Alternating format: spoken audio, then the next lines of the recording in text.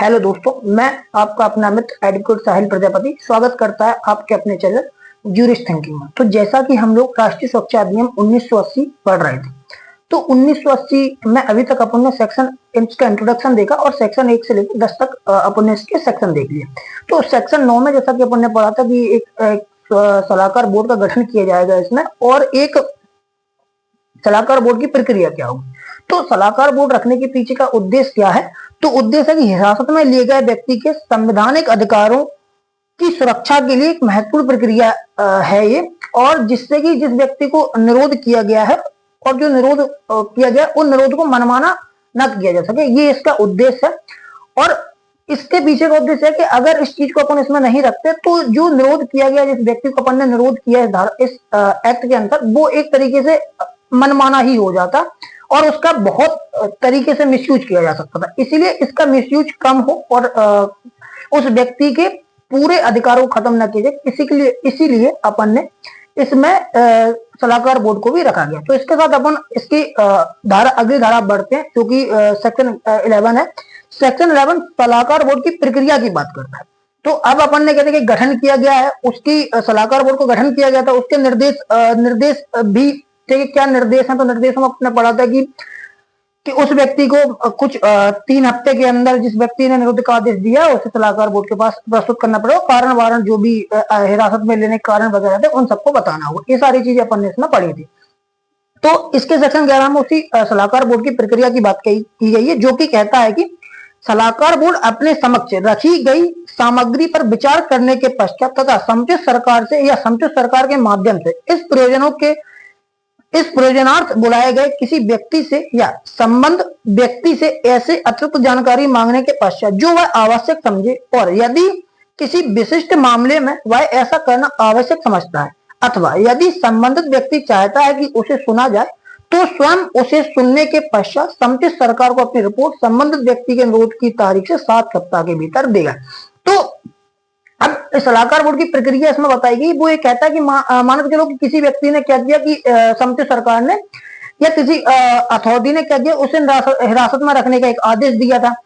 आदेश देने के बाद अपन ने इसके सेक्शन 10 में ही पढ़ा था कि जो व्यक्ति है, जो बोर्ड है, उसको 3 सप्ताह के अंदर सूचना देनी पड़ेगी। अब इसमें बोर्ड की प्रक्रिया बताई कि बोर्ड के पास जैसे ही सूचना आती है या जैसे कि उसने सूचना दी उसके साथ जो डॉक्यूमेंट भेजेगा, तो उनको बोर्ड के पास वो सारी चीजें आती हैं। उसके बाद बोर्ड को क्या करना होगा, तो बोर्ड क्या करेगा कि अगर बोर्ड को लगता है कि जिस व्यक्ति ने उसे निरुद्ध करने का आदेश दिया उस व्यक्ति से या राज्य सरकार से एक अतिरिक्त वो मांगेगी, अतिरिक्त सलाह मांगेगी, अतिरिक्त जानकारी मांगेगी कि आप बताइए कि जो भी उसे आवश्यक लगता है वो अतिरिक्त जानकारी मांग सकते हैं। उस अतिरिक्त जानकारी के बाद क्या करेगा, समुचित सरकार को बोर्ड 7 दिन के अंदर, समुचित सरकार को बोर्ड 7 दिन के भीतर एक रिपोर्ट देगी कि रिपोर्ट में क्या होगा कि इस व्यक्ति को वो सारी चीजें होंगी कि इस व्यक्ति को निरोध करना सही था, गलत था, वो सारी चीजें बताएगा कि इसका निरोध के जो आधार आपने दिए थे वो सही थे या जो ग्राउंड आपने लिए थे वो सारे सही थे, उनमें से किसी ग्राउंड को अनुचित माना गया था। इस सारी चीजों की रिपोर्ट वो 7 दिन के अंदर बोर्ड समुचित सरकार को वापस भेज देगा। ये इसके क्लॉज 1 में ये कहता है। ठीक है। अब इसके साथ ही अपन इसकी उपधारा 2 पढ़ते हैं, सबसेक्शन 2 पढ़ते हैं। सबसेक्शन 2 कहता है कि सलाहकार बोर्ड की रिपोर्ट एक अलग भाग में उसकी यह राय निर्दिष्ट की जाएगी कि संबंध व्यक्ति के निरोध के लिए पर्याप्त कारण है या नहीं। अब जैसे कि सलाहकार बोर्ड ने अपनी एक रिपोर्ट भेजी समुचित सरकार को या केंद्र सरकार को, या उसके द्वारा जो व्यक्ति नियुक्त किया गया था उस व्यक्ति को एक रिपोर्ट भेजी, और इसके साथ साथ एक चीज और है क्लॉज 1 में कि जिस व्यक्ति को निरुद्ध के आदेश किया गया था, जिस व्यक्ति को निरोध का आदेश किया गया था, उस व्यक्ति किसको, अगर कोई विशिष्ट मामला है उस विशिष्ट मामले में, या फिर अगर जो व्यक्ति है वो जिसका निरोध करने का आदेश दिया वो बोर्ड से कहता है कि मुझे भी सुना जाए, तो उस व्यक्ति को सुनने के अवसर देने के पश्चात ही बोर्ड समुचित सरकार रिपोर्ट भेजेगी। ये इसके क्लॉज 1 में सबसेक्शन 1 में ये भी एक चीज आपको याद रखनी है कि अगर उस व्यक्ति को सुनवाई का अवसर भी देना है, लेकिन 2 चीजें हैं, एक तो किसी विशिष्ट मामले में सुनवाई का अवसर देना है, या फिर वो व्यक्ति खुद कहता है, किससे, बोर्ड से कहता है कि मुझे सुना जाए, तो फिर वो चीजें बोर्ड को उसे सुनना पड़ेगा। सुनने के बाद जो भी उसकी रिपोर्ट होगी वो समुचित सरकार को भेजेगा। ठीक है। अब जैसा कि इसका क्लॉज 2 बताता है कि बोर्ड ने उसे सुन लिया, एक रिपोर्ट प्रस्तुत की, सुनने के बाद एक डिसीजन बनाया होगा, उस डिसीजन की उन्होंने क्या किया कि रिपोर्ट प्रस्तुत की। अब जब वो रिपोर्ट प्रस्तुत कर रहा है तो उसके ही किसी एक साइड भाग पर उसे क्या करना पड़ेगा कि उसे ये बताना पड़ेगा, किसी बोर्ड को ये लिखना पड़ेगा या स्पष्ट रूप से बताना पड़ेगा कि उसके गिरफ्तारी के जो आधार थे या उसके जो निरोध करने के जो आधार थे वो सही है या गलत है। ये इसका सबसेक्शन 2 ये कहता है। इसमें लिखा भी है कि सलाहकार बोर्ड की रिपोर्ट एक अलग भाग में उसकी यह राय निर्दिष्ट की जाएगी कि संबंधित व्यक्ति के निरोध के लिए पर्याप्त कारण है या नहीं। मतलब कि जो रिपोर्ट उसने भेजी है वो तो ठीक है, उसके साथ साथ उसे उसके ही किसी एक साइड भाग पर यह बताना भी पड़ेगा कि उस व्यक्ति के निरोध या हिरासत में ले जाने के जो कारण है या जो आधार है वो सही है या गलत है। ठीक है, इसके साथ इसका अपन सबसेक्शन 3 पढ़ते हैं। सबसेक्शन 3 कहता है कि जब सलाहकार बोर्ड के सदस्यों में मतभेद हो तब ऐसे सदस्यों की बहुसंख्या की को बोर्ड की राय समझा जाएगा। अब मतभेद कब होता है? तो मतभेद जब होगा जब एक से अधिक व्यक्ति होंगे। तो जैसा कि अपना सलाहकार बोर्ड का गठन किया था उसमें अपन ने देखा था कि 3 सदस्य होंगे, जो सलाहकार बोर्ड के 3 सदस्य होंगे, तब वो 3 सदस्यों में मिलकर क्या बनेगा, सलाहकार बोर्ड का गठन किया जाएगा। तो उसमें एक व्यक्ति अध्यक्ष होगा। तो क्या है कि जब 3 व्यक्ति हैं और जब तीनों व्यक्ति में मतभेद है कि मतभेद अब कैसे हो सकता है कि मान करो अनुरोध करने का आदेश है, अब उनमें से एक व्यक्ति कह रहा है सही है, एक व्यक्ति कह रहा है कि नहीं नहीं ये सही नहीं है, और तो उस कंडीशन में अब मतभेद है तो उस कंडीशन में देखा है कि बहुसंख्या, मतलब अगर जिस पक्ष में ज्यादा वोट है, ज्यादा वोट कैसे होंगे, 3 व्यक्ति हैं तो या तो 2 लोग ही कहते हैं कि ये सही है या 2 लोग कहते हैं गलत है। तो जहां संख्या ज्यादा होगी मतलब 2 लोग जिस बात पर सहमत होंगे उस बात को ही कंफर्म माना जाएगा। अब जैसे कि मान के चलो एक व्यक्ति है जिसके ऊपर आरोप था कि वो दंगा भड़काने की कोशिश कर रहा है, तो उसके आधार बनाए थे। आधार बनाने के बाद क्या हुआ कि उसे हिरासत में रखा, फिर वो उसे बोर्ड को रिपोर्ट भेजी 3 सप्ताह के अंदर। 3 सप्ताह के बाद बोर्ड ने जांच की, बोर्ड ने रिपोर्ट सारे दस्तावेज मंगाए और जो भी अथॉरिटी उसके पास आई थी उससे भी जो भी अतिरिक्त जानकारियां थी अतिरिक्त जानकारियां मांगने के बाद उसे जिस व्यक्ति को अनुरोध का आदेश दिया था उस व्यक्ति को सुनवाई का अवसर दिया। सुनवाई का अवसर देने के बाद बोर्ड को ये डिसाइड करना था कि इसकी गिरफ्तारी के आधार उसकी रिपोर्ट फिर वापस समिति सरकार को भेजनी थी। तो समिति सरकार को रिपोर्ट भेजेगा 7 दिन के अंदर और उसके एक पृष्ठभाग पे वो ये भी लिखेगा कि आधार कैसे। अब मान के चलो जब वो डिसाइड कर रहे थे कि आधार सही है या गलत है या जो अपना डिसीजन बना रहे थे, उस समय 3 व्यक्ति जो बोर्ड के मेंबर थे वो बैठ के चर्चा कर रहे होंगे। चर्चा करने के समय अब उनमें से 2 व्यक्ति कह रहे हैं कि ये बात सही है, एक व्यक्ति कह रहा है ये गलत। तो जो 2 व्यक्ति जो बात कह रहा है, 2 व्यक्ति अगर उसकी गिरफ्तारी के पक्ष में है तो वो माना जाएगा कि वो गिरफ्तारी सही है। 2 व्यक्ति अगर उसके पक्ष में नहीं है या मना कर रहे हैं कि आधार गलत है तो ये माना जाएगा कि ये आधार गलत है। बस यही इसके क्लॉज 3 में बताया गया कि अगर मतभेद होता है जो बोर्ड के जो मेंबर्स हैं तो उनमें जो जिस निर्णय के समय जिस निर्णय के पक्ष में अधिक व्यक्ति होंगे उसको माना जाएगा। ठीक है, आईओ पे समझ आया होगा। इसके साथ अपन पढ़ते हैं इसका सबसेक्शन 4 पढ़ते हैं। सबसेक्शन 4 कहता है कि इस सबसेक्शन 4 पढ़ते हैं। तो सबसेक्शन 4 इस धारा की कोई बात उस व्यक्ति को जिसके विरुद्ध निरोध आदेश किया गया है इस बात का हकदार न बनाएगी कि वह सलाहकार बोर्ड के निर्देशों से संबंधित किसी मामले में विधिक व्यवसायी द्वारा हाजिर हो तथा सलाहकार बोर्ड की कार्रवाई और उसकी रिपोर्ट उसके उस भाग के सिवाय जिसमें वो बोर्ड की राय निर्दिष्ट गोपनीय होगी। तो इसमें 2 बात कही गई हैं। एक तो कहा गया है कि जो रिपोर्ट है कार्रवाई की जो रिपोर्ट वो भेज रहा है किसी समिति सरकार को, तो वो रिपोर्ट कैसी होनी चाहिए, वो रिपोर्ट गोपनीय होनी चाहिए। ठीक है, अब रिपोर्ट गोपनीय होनी चाहिए और इसमें एक इसका एक्सेप्शन रखा गया, वो कहा गया कि जो वो अपना आधार गिरफ्तारी के जो आधार का जो कारण बता रहा है जो उस रिपोर्ट के साइड में कहीं लिखने, तो उस चीज को छोड़कर बाकी सारी कार्रवाई जो उसने की है उनको गोपनीय रखा जाएगा।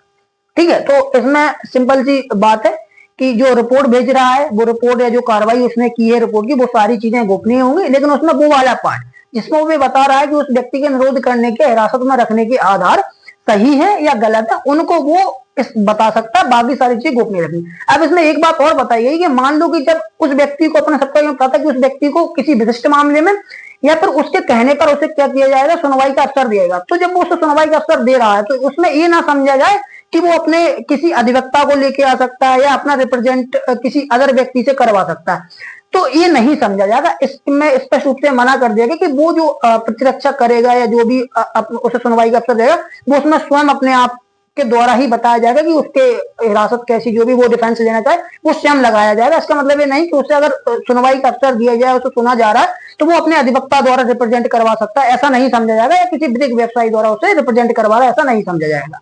ठीक है, इसमें यही है। आई होप आप लोगों को ये वाली सेक्शन समझ आया होगा। इसके साथ ही अपन बढ़ते हैं इसकी अगली सेक्शन पर, जो सेक्शन 12 है, जो कहता है कि सलाहकार बोर्ड की रिपोर्ट पर कार्रवाई। अब सलाहकार बोर्ड है, उसने एक रिपोर्ट देनी थी जो 11 में उसने दी, किसे दी? संसदीय सरकार को। अब जो रिपोर्ट उसने भेजी उसमें कुछ तो लिखा होगा, तो उसने क्या लिखा है, उस जो उसने सलाहकार बोर्ड द्वारा जो रिपोर्ट दी गई है उस रिपोर्ट को कैसे कंसीडर करेगा संसदीय सरकार, ये इसमें बताया गया है कि उस रिपोर्ट पर कैसी कार्रवाई की जाएगी या कैसा कार्रवाई की जाएगी। ठीक है, तो इसमें लिखा है कि किसी ऐसे मामले में जिसमें सलाहकार बोर्ड ने रिपोर्ट दी है कि कोई व्यक्ति के निरोध के लिए उसकी राय में पर्याप्त कारण, संबंधित सरकार निरोध आदेश की पुष्टि कर सकेगी तथा संबंधित व्यक्ति को उतनी अवधि प्रयत्न निरुद्ध रख सकेगी जितनी वह ठीक समझे। अब देखो क्या हुआ कि इसमें जब उसने रिपोर्ट भेजी किसे? समुचित सरकार को। सलाहकार बोर्ड ने एक रिपोर्ट भेजी समुचित सरकार को। ठीक है, तो अब समुचित सरकार क्या करेगी? उसने बताया कि समुचित सरकार ने उस रिपोर्ट में ये बताया कि जो गिरफ्तारी के जो आधार है या हिरासत में रखने के जो आधार थे वो आधार वैलिड है। ठीक है, अब वो आधार वैलिड, तो समुचित सरकार क्या करे? तो समुचित सरकार करेगी या तो उसके निरोध की अवधि को चालू रख सकती है। ठीक है, निरोध की अवधि को पुष्टि कर सकती है, जो निरोध की अवधि उसने की उसे पुष्टि कर सकती है, या फिर जितना वह ठीक समझे, समुचित सरकार जो उचित समझे उतने समय के लिए उस व्यक्ति को निरुद्ध करके रख सकती है। अगर उसे समुचित सरकार को ये लगता है कि नहीं, वैसे व्यक्ति की जो निरोध की अवधि थी वो पर्याप्त हो गई है और जिस कारण से जो भी परिस्थितियां बन रही थी उस व्यक्ति के बाहर रहने से, वो सारी परिस्थितियां अब नहीं बनेंगी, अगर इस व्यक्ति को छोड़ दिया जाए तो फिर वो चाहे तो उसे छोड़ भी सकती है। ये बताया गया है कि समुचित सरकार ने रिपोर्ट भेजी, रिपोर्ट में कारण पर्याप्त निकले, पर्याप्त कारण पर उसने वो रिपोर्ट किसे भेज दी? समुचित सरकार। अब समुचित सरकार डिसाइड करेगी कि उसे हिरासत में रखना चाहिए, कितने समय तक उसे हिरासत में रखना चाहिए, और अगर उसे लगता है कि अब इसके लिए वो पर्याप्त हो गया तो वो चाहे तो उस व्यक्ति को पहले भी छोड़ सकती है। ये डिसाइड करेगा समुचित सरकार। इसके साथ ही इसका अपन सब क्लॉज 2 सबसेक्शन 2 पढ़ते हैं। सबसेक्शन 2 कहता है कि किसी ऐसे मामले में जिसमें सलाहकार बोर्ड ने रिपोर्ट दी है कि किसी व्यक्ति के निरुद्ध के लिए उसकी राय में पर्याप्त कारण नहीं, समुचित सरकार निरोध आदेश वापस ले सकी तथा उस व्यक्ति को तुरंत छुड़वा देगी। अब दो ही कंडीशन बनती हैं रिपोर्ट देने की, या तो वो उस कारण को सही मान ले या कारण को गलत मान ले। अगर वो पुष्ट करती है तो अपने क्लॉज में 1 में पढ़ा कि वो चाहे तो उसे कंटिन्यू करेगी उसकी अवधि, और ना चाहे तो वो फिर कभी भी छोड़ सकता है, वो उसके ऊपर है। लेकिन अब मान के चलो कि उस व्यक्ति जो रिपोर्ट थी, बोर्ड की जो रिपोर्ट थी, उसमें उन्होंने ये बताया कि हिरासत में लेने के पर्याप्त आधार नहीं है, तो फिर समुचित सरकार क्या करेगी? जब हिरासत में पर्याप्त आधार नहीं है तो समुचित सरकार क्या करेगी? उस व्यक्ति को जो निरोध का आदेश है उस आदेश को वापस ले लेगी या फिर उस व्यक्ति को तुरंत छुड़वा देगी। ये काम है, इसमें इतना ही है। तो अब इसे अपन कंक्लूड करेंगे तो सिंपल भाषा में कि अगर जो बोर्ड है, बोर्ड की ये रिपोर्ट है कि उस व्यक्ति के हिरासत में रखने के पर्याप्त आधार थे, तो क्या करेगा? वो कंफर्म करेगा और समुचित सरकार पर छोड़ देगा कि समुचित सरकार या तो उसके निरुद्ध की अवधि को कंटिन्यू कर सकती है, या चाहे तो उसे, अगर उसे ऐसा लगता है कि जिस कारण से इसे निरोधात्मक आदेश से विरुद्ध दिया गया था वो कारण समाप्त होगा, तो वो समय से पहले भी उसे छोड़ सकती है। ये समझो। लेकिन अगर समुचित सरकार अगर बोर्ड ने ये कह दिया है कि नहीं, इसके गिरफ्तारी के पर्याप्त आधार नहीं है, तो फिर क्या होगा कि जो समुचित सरकार है उसने जो निरोध का आदेश दिया था उस आदेश को या तो उसे वापस लेना होगा या फिर उसे तुरंत ही छोड़ देना होगा। ये दो चीजें उसे करनी पड़ेंगी अगर बोर्ड ये कहता है कि उसके हिरासत में या निरुद्ध रखने के लिए पर्याप्त आधार नहीं है, तो वो ऐसा कर सकती है। ठीक है, इसके साथ ही अपन इसकी सेक्शन 13 पे चलते हैं। सेक्शन 13 ये कहती है कि निरोध व्यक्ति की अधिकतम अवधि, निरोध की अधिकतम अवधि। अब ये फिक्स टाइम बता दिया कि किसी व्यक्ति को कितने समय तक के लिए निरुद्ध करके रखा जा सकता है। तो इसमें लिखा है कि धारा 12 के अधीन पुष्ट किए गए किसी निरोध आदेश के अनुसरण में किसी व्यक्ति को जिस अधिकतम अवधि प्रयत्न निरुद्ध रखा जा सकेगा, यह निरुद्ध की तारीख से 12 मास की होगी। अब देखो, अब क्या है कि अगर बोर्ड द्वारा जो रिपोर्ट प्रस्तुत की गई थी, उस रिपोर्ट में अगर उसने क्या किया, धारा 12 के सब क्लॉज 1 के अंतर्गत, सबसेक्शन 1 के अंतर्गत उसने क्या किया, निरुद्ध आदेश की पुष्टि कर दी, तो जो समुचित सरकार है, वो समुचित सरकार उस व्यक्ति को मैक्सिमम 12 महीने तक ही निरुद्ध में रख सकती, उससे अधिक समय तक वो निरुद्ध में नहीं रख सकते, ये इसमें बताया गया।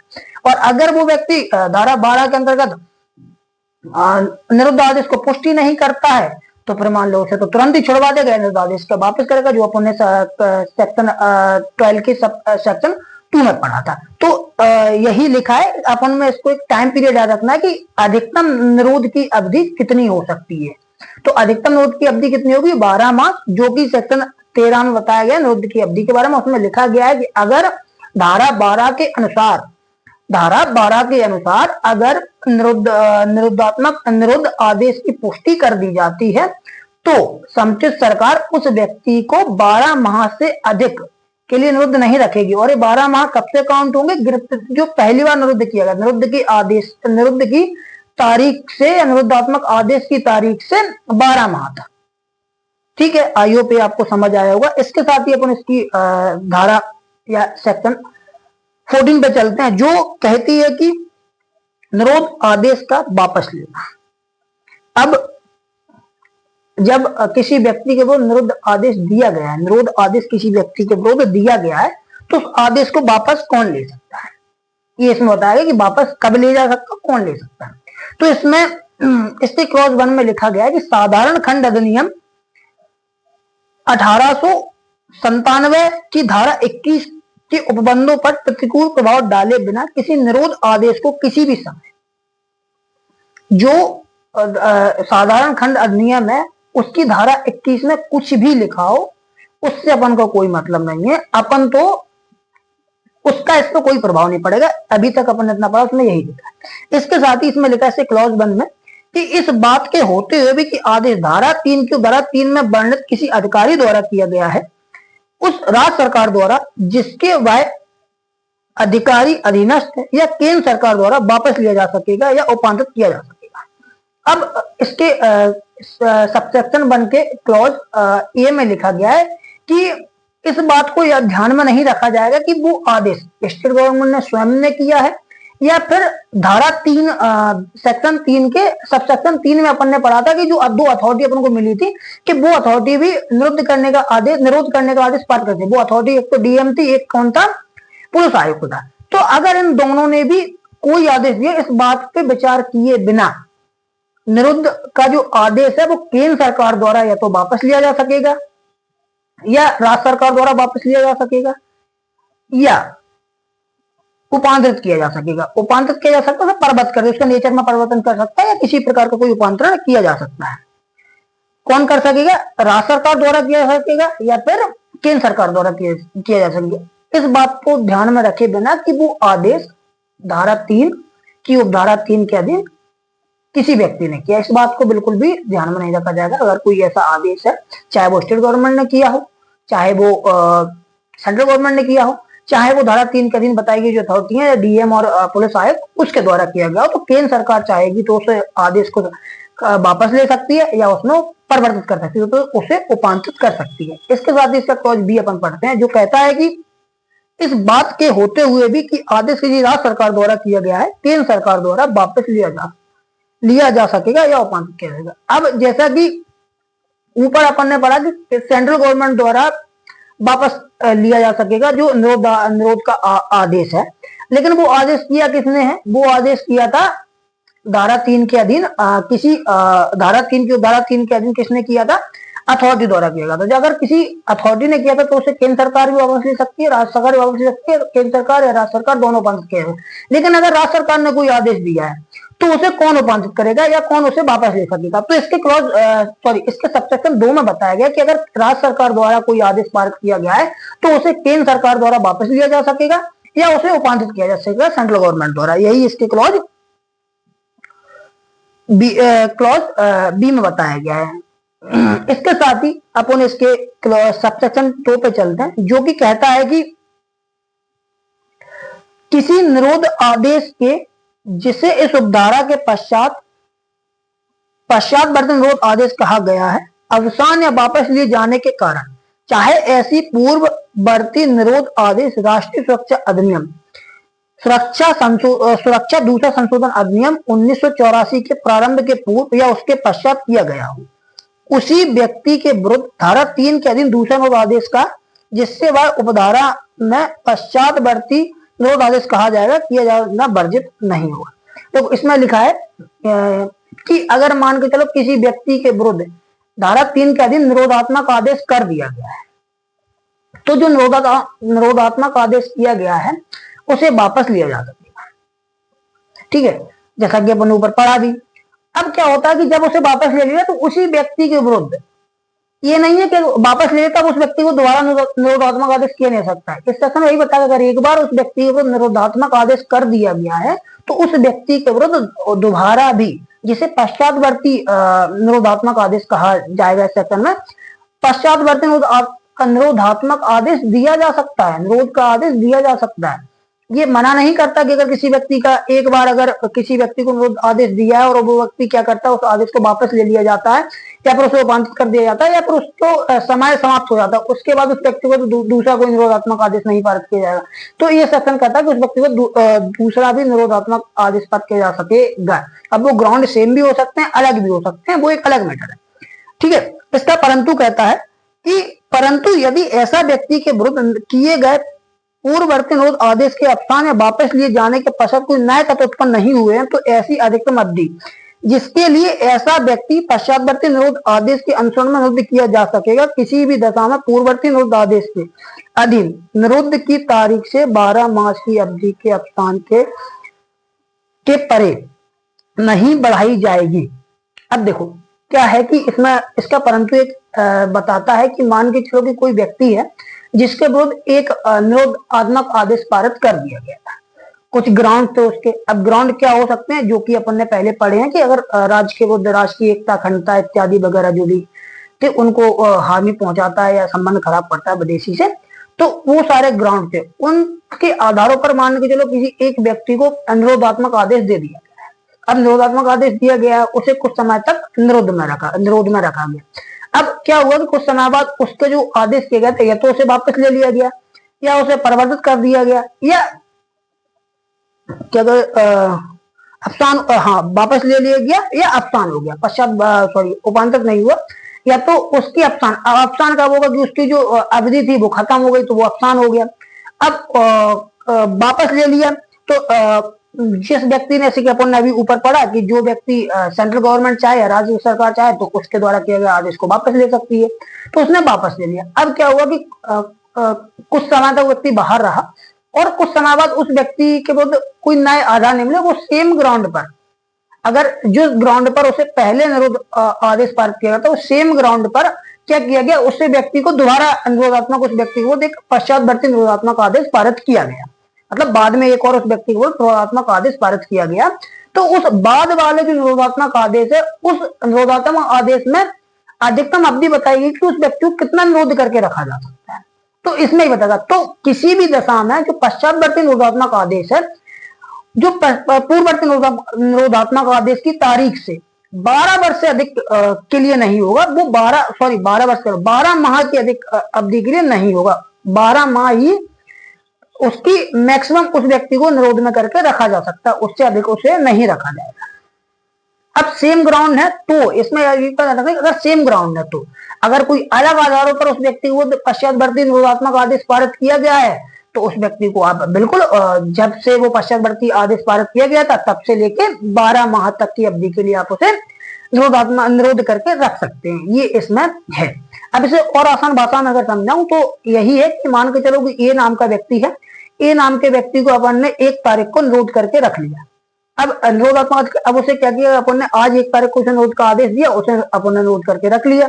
अब अगला क्या हुआ, कुछ समय के बाद उसको या तो अपन ने छोड़ दिया, उसका जो निरोधात्मक आदेश था उसे वापस ले लिया। मान के चलो कि 1 महीने बाद 1 जनवरी को अपन ने उस व्यक्ति को निरोध का आदेश दिया था, निरोध किया था, 1 तारीख को अपन ने 1 फरवरी को उसे छोड़ दिया, उसका जो निरोधात्मक आदेश था उसे वापस ले लिया।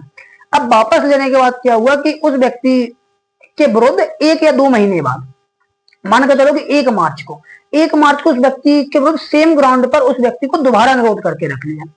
तो अब जब व्यक्ति को दोबारा दूसरी बार जो उसके विरुद्ध निरोधात्मक आदेश दिया गया था, तो उस निरोधात्मक आदेश में के अनुसरण में उस व्यक्ति को मैक्सिमम 12 महीने तक, तो जब उसका दूसरा वाला तब से 12 महीने काउंट नहीं होंगे, जब उसे पहला वाला मतलब 1 जनवरी को जो आदेश दिया गया था, उस 1 जनवरी से उस व्यक्ति के 12 महीने काउंट होंगे और वो आखिरी तक जो भी 12 महीने काउंट होंगे। कब से? जब उसे पहली बार 1 जनवरी 2025 को रखा था, तो 31 दिसंबर तक उस व्यक्ति के 12 महीने कंप्लीट होते हैं, तो उस अवधि तक के लिए ही रखा जाएगा, उससे अधिक उसे नहीं रखा जा सकता। यही इसका परंतु कहता है। आई होप आपको ये समझ आया होगा। इसका सेक्शन 14A है जो अमेंडमेंट द्वारा जोड़ा गया था, जो कि 1987 का अमेंडमेंट है। तो ये कहता है कि वे परिस्थितियां जिनमें व्यक्तियों को सलाहकार बोर्ड की राय प्राप्त किए बिना 3 माह से अधिक अवधि के लिए निरोध में रखा जा सकेगा। ये बेसिकली इसका अभी वर्तमान में सेक्शन का कोई मतलब नहीं बचा, क्योंकि इसमें एक डेट दी गई 8 जून 1989 से पहले। इसमें ये बताया गया कि 8 जून 1989 से पहले अगर किसी व्यक्ति के विरुद्ध निरोधात्मक आदेश दिया गया था, तो उस व्यक्ति को 3 माह तक बिना किसी सूचना के 3 माह से अधिक और 6 माह से कम के लिए बिना किसी सूचना के उस व्यक्ति को एक बार में 3 माह तक के लिए रखा जा सकता था। आप इसे खुद से पढ़ लेना, रीड करना, क्योंकि अगर वर्तमान में इसकी प्रोबेबिलिटी देखें तो इसमें है नहीं, क्योंकि इसमें बताया 8 जून 1989 से पहले किसी समय इस अधिनियम के अधीन कोई व्यक्ति, अब 8 जून 1989 को निकल गई है, तो अब उससे पहले तो अब किसी व्यक्ति को हरस में रखने का काफी समय हो गया है।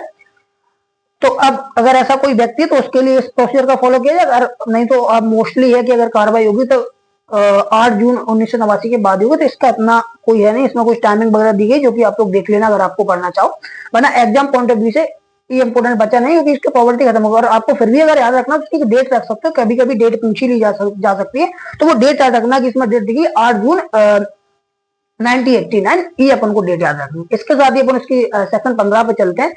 सेक्शन 15 कहता है कि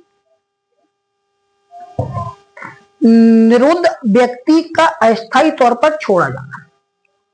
अब जो जिस व्यक्ति को निरोध करके रखा गया, उस व्यक्ति को अस्थायी तौर पर छोड़ा जाना। कौन सी वो दशाएं होंगी जब उस व्यक्ति को कुछ समय के लिए बाहर भेजा जा सकता है, उसे एक सिंपल भाषा में उसे जमानत दी जाती है, क्योंकि ये स्पेशल लॉ जिसमें जमानत तो शब्द इस्तेमाल नहीं किया गया, तो छोड़ना लिख दिया गया या अस्थायी तौर पर छोड़ना लिख दिया गया। लेकिन अगर BNSS होता है या जनरल लॉ होता है, उसमें इस शब्द का मतलब जमानत से ही लगाया जा सकता था। तो अपन समझने के पॉइंट ऑफ व्यू से ये समझ लेते हैं इस व्यक्ति को जमानत कब दी जा सकती है, ठीक है। तो इसमें जमानत शब्द का इस्तेमाल नहीं किया गया, इस बात को अपन को याद रखनी है। तो निरुद्ध व्यक्ति का अस्थायी तौर पर छोड़ा जाना, इसका सबसेक्शन 1 कहता है समुचित सरकार किसी भी समय निर्देश दे सकेगी कि निरोध आदेश के अनुसरण में निरुद्ध कोई व्यक्ति या तो बिना शर्तों के या निर्देश में निर्दिष्ट ऐसी शर्तों पर जिन्हें वह व्यक्ति स्वीकार करे किसी निर्दिष्ट अवधि के लिए छोड़ दिया जाए, और उसका छोड़ा जाना वह किसी भी समय रद्द कर सकता है। तो सबसे पहले किसी व्यक्ति को, जिस व्यक्ति को निरोध आदेश दिया गया, उस व्यक्ति को छोड़ने का आदेश कौन दे सकता है, अस्थायी तौर पर छोड़ने का आदेश कौन दे सकता है। तो उसके लिए इसमें बताया गया समुचित सरकार को ये पावर दी गई है कि उस व्यक्ति को अस्थायी तौर पर कुछ समय के लिए छोड़ दिया जा सकता है। अब छोड़ने के लिए उसमें शर्त बताई गई थी, अगर समुचित सरकार चाहे तो उसके कुछ शर्तें लगा सकता है, और नहीं कुछ शर्तें लगा सकता है, लेकिन उन शर्तों को स्वीकार करना पड़ेगा जिस व्यक्ति को छोड़ा जा रहा है। अगर वो व्यक्ति उन शर्तों को स्वीकार करता है, तो फिर उस व्यक्ति को कुछ समय के लिए समुचित सरकार द्वारा छोड़ा जा सकता है, अस्थायी तौर पर छोड़ा जा सकता है। या मान लो कि उस आदेश को अस्थायी तौर पर आदेश को प्रभाव को कम किया जा सकता है, या अस्थायी तौर पर उस व्यक्ति को छोड़ा जा सकता है। अब 2 चीजें हैं, या तो शर्तों के साथ भी छोड़ सकता है, तो शर्तें अगर हैं तो शर्तों को उस व्यक्ति को स्वीकार करना पड़ेगा जिस व्यक्ति को छोड़ा जा रहा है, और अगर बिना शर्तों को छोड़ता है तो फिर वो व्यक्ति क्या ही स्वीकार करेगा, क्योंकि कोई कंडीशन नहीं है तो वो स्वीकार ही करेगा, ठीक है। और अगर उस व्यक्ति ने उस व्यक्ति को अस्थायी तौर पर छोड़ा है, अगर समुचित सरकार ने उस व्यक्ति को, जिस व्यक्ति को निरुद्ध आदेश दिया गया, उस व्यक्ति को अस्थायी तौर पर छोड़ा है, कुछ कंडीशंस के साथ छोड़ा है, कंडीशंस के बिना छोड़ा है, तो वो व्यक्ति जो समुचित सरकार है वो उस आदेश को रद्द भी कर सकती है कभी भी, जब उसे ठीक लगे। यही इसमें बताया गया। तो दो चीजें बताई गई हैं कि छोड़ सकता है और छोड़ने के बाद उस आदेश को रद्द कर सकता है। ठीक है, इसके साथ अपन इसके सबसेक्शन 2 पर चलते हैं। तो सबसेक्शन 2 कहता है कि उपधारा 1 के अधीन किसी व्यक्ति के छोड़े जाने का निर्देश देते समय समुचित सरकार उससे अपेक्षा कर सकेगी कि वह निर्देश में विनिर्दिष्ट शर्तों में उचित पालन के लिए प्रतिभूओं सहित या उसके बिना बंद पर निष्पादित करें। अब छोड़ेगा तो बिना किसी उसके तो छोड़ नहीं देगा, तो इसमें क्लॉज में बताया गया कि जब उसे छोड़ा जा रहा है तो उस व्यक्ति से एक बॉन्ड भरवाया जाएगा, बॉन्ड साइन करवाया जाएगा। वो या तो प्रतिभू के सहित हो सकता है या प्रतिभू के बिना हो सकता है। तो उस व्यक्ति को तभी छोड़ा जाएगा जब वो जो कंडीशन लगाई है उन कंडीशन के साथ वो एक बॉन्ड साइन करे। अब वो बॉन्ड या तो प्रतिभूओं सहित हो सकता है, प्रतिभूओं के बिना भी हो सकता है। यही इसमें बताया गया है। इसके साथ ही अपन इसके सबसेक्शन 3 पे चलते हैं। सबसेक्शन 3 कहता है कि उपधारा 1 के अधीन छोड़ा गया कोई व्यक्ति अपने को समय और स्थान पर और उस प्राधिकारी के समक्ष अभ्यार्पित करेगा जो यथास्थिति उसे के छोड़े जाने का निर्देश देने वाला या उसके छोड़ा जाना रद्द करने वाले आदेश में विनिर्दिष्ट है। अब जैसे कोई व्यक्ति है, उसे छोड़ दिया गया है, अब छोड़ दिया, एक अस्थायी तौर पे छोड़ा था ना, परमानेंट तो छोड़ा नहीं था, तो उस व्यक्ति को वापस भी बुलाना होगा। तो उस व्यक्ति का अभ्यार्पण किया जाएगा। अभ्यार्पण कैसे किया जाएगा? तो उसे वापस बुलाया जाएगा। तो वापस किस व्यक्ति, कहाँ बुलाया जाएगा? तो यही इसमें बताया गया कि अगर किसी व्यक्ति को अभ्यार्पित आप करवा रहे हो तो अभ्यार्पित के लिए जिस जो आदेश उसे छोड़ने के लिए दिया गया था उस आदेश में अगर कोई स्थान बताया गया हो, कोई स्थान बताया गया हो, कोई समय बताया गया हो या फिर कोई प्राधिकारी बताया गया जहां उसे समय समय पर उपस्थित होना हो, तो जो उस आदेश में बताया गया उस व्यक्ति के पास वो व्यक्ति समय समय पर अपनी हाजिरी देता रहेगा। और अगर अभ्यार्पण का उस आदेश को रद्द कर दिया जाता है तो उस आदेश में बताया गया होगा कि उसे किस जगह अभ्यार्पण या समर्पण करना है, तो व्यक्ति उस जगह पर जाकर समर्पित अपना कर देगा। एक अथॉरिटी के पास जो निरोधात्मक आदेश को जो अस्थायी तौर पर छोड़ने के लिए आदेश दिया गया था उसमें बताया गया उसी स्थान पर वो अपना अभ्यार्पण कर सकता है, अभ्यार्पित कर सकता है या फिर अपने आप को वहां जाके सरेंडर कर सकता है, जाके उसमें उपस्थित हो सकता है। इसके बाद इसका सबसेक्शन अपन 4 पढ़ते हैं। सबसेक्शन 4 कहता है कि यदि पर्याप्त कारण के बिना कोई व्यक्ति उपधारा 3 में विनिर्दिष्ट रीति से अपने को अभ्यापित करने में असफल रहेगा तो वह कारावास से जिसकी अवधि 2 वर्ष तक की हो सकेगी या जुर्माना या दोनों से दंडित किया जाएगा। अब इसमें एक पनिशमेंट बता दी गई है। पनिशमेंट बताई गई है। तो पनिशमेंट किस लिए बताई गई? अगर वह व्यक्ति अपने आप को अभ्यार्पित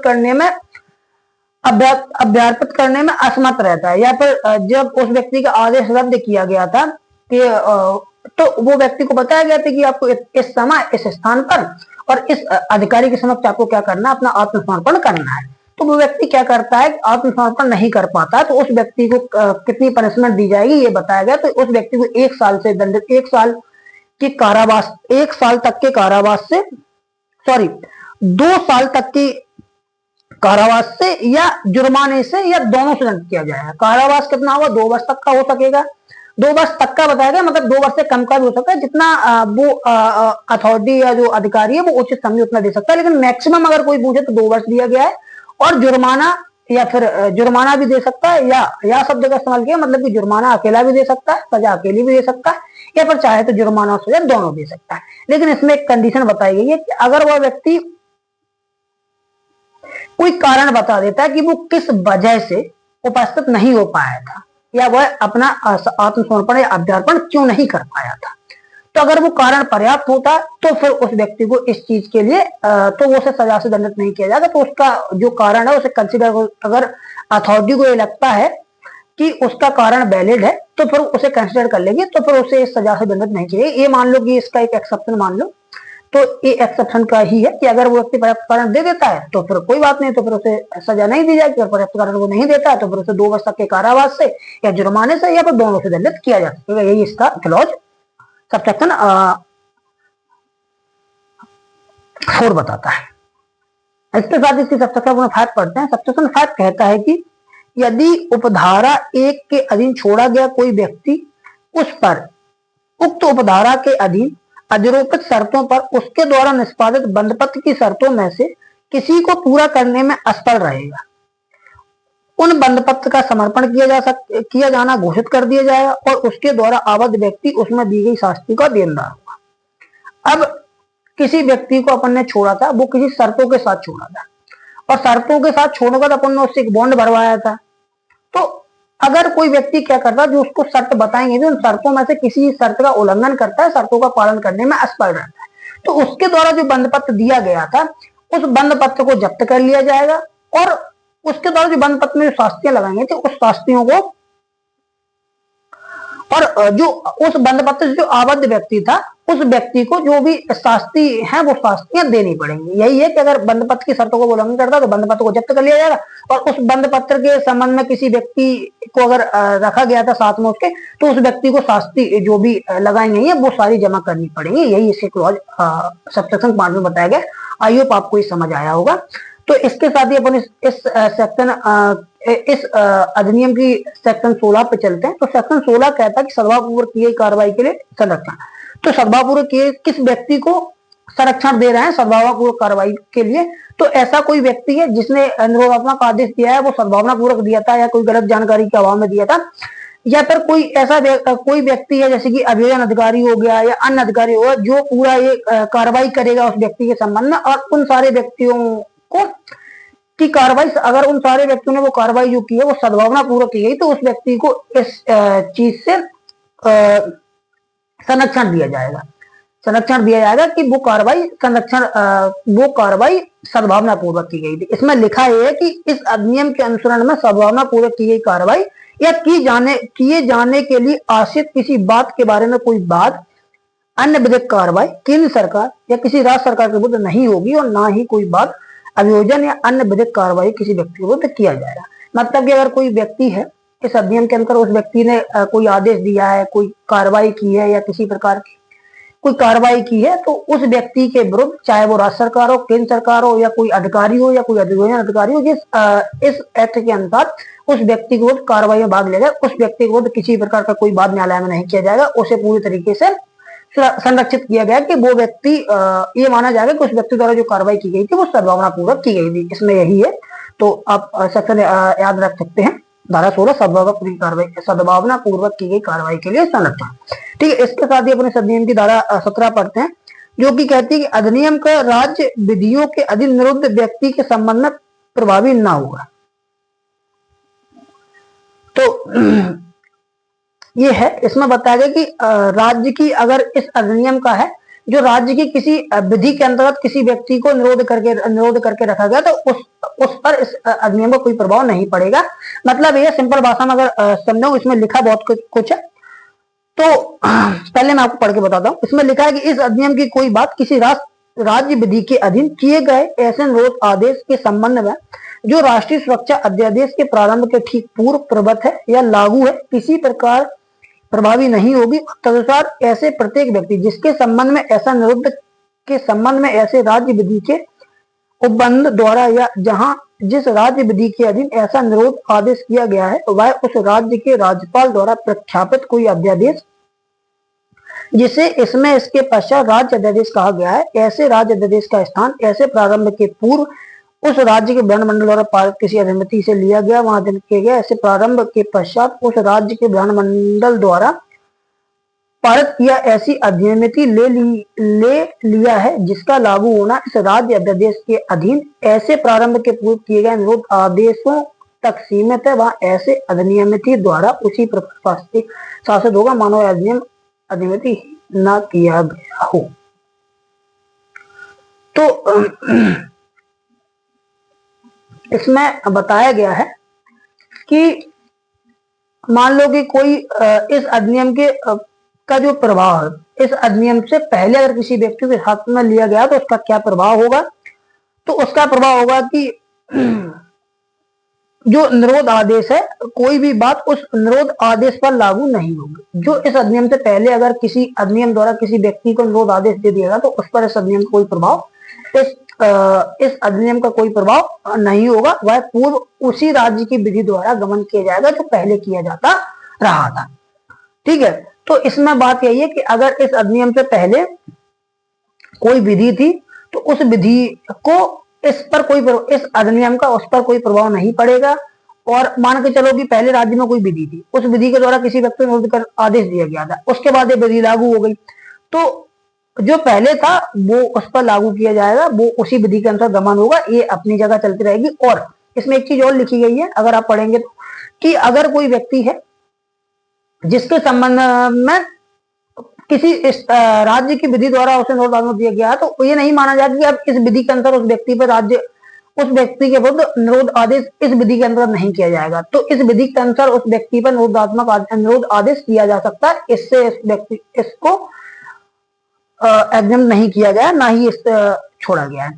तो इसे अपन आसान भाषा में समझे कि जो 1980 के अध्यादेश से पहले किसी व्यक्ति को स्टेट गवर्नमेंट की किसी विशेष विधि के तहत हिरासत में लिया गया था, तो वह हिरासत उसी पुराने राज्य कानून के नियमों के अनुसार चलती रहेगी, उस पर इस राष्ट्रीय सुरक्षा अधिनियम का कोई प्रभाव नहीं होगा, जो कि मैंने अभी आपको बताया। और इसके साथ ही इसके सबसेक्शन 2 को अगर अपन सिंपल भाषा में समझेंगे तो वो ये कहता है कि यदि किसी व्यक्ति का पुराना राज्य स्तरीय आदेश समाप्त हो जाता है या रद्द हो जाता है, मतलब कि अगर कोई व्यक्ति है, उस व्यक्ति को अगर पुरानी जो राज्य की विधि है उस विधि के अंदर कोई आदेश दिया गया था, उसे रद्द कर दिया गया या वो समाप्त हो गया, तो फिर इस अधिनियम की धारा 3 के अनुसार उस व्यक्ति पर दोबारा निरोधात्मक आदेश किया जा सकता है। उसका ये मतलब नहीं निकाला जाएगा कि उस व्यक्ति